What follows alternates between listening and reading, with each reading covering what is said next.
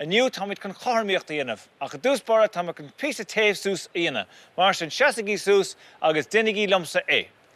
Rithim idir spotar dús. Áno á gatainna dhéanamh. Ar bar níos sála orda. Ítach. Glúna orda.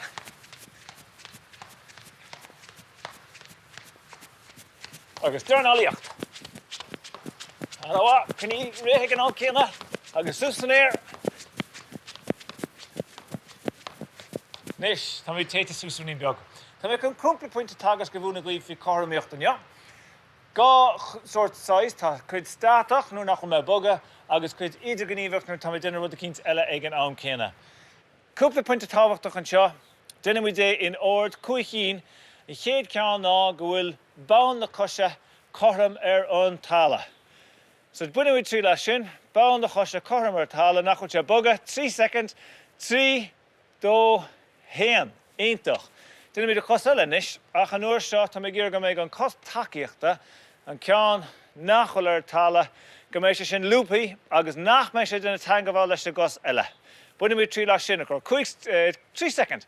1, 2, 3, iontach.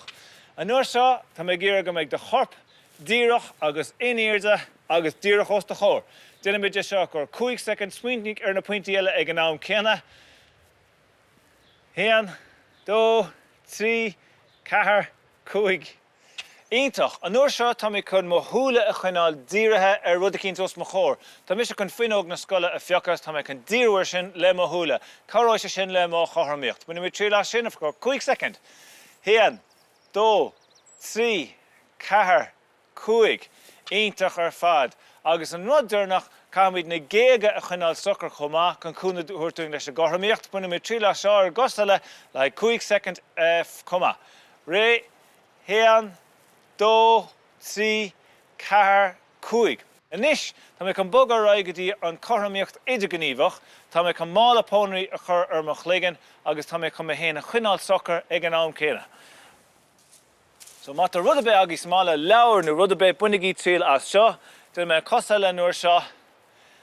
1, 2, 3, 4, 5. Iontach ar fad. Agus ceann eile idir gníomhach, ceann dúirnach tá mé chun brethir líród agus tá mé chun é chiicáil. A liug agus mé cuineáil mo chuid Cothromaíochta. Bhfuil muid ré? So brethir, níos tá mé chiicáil.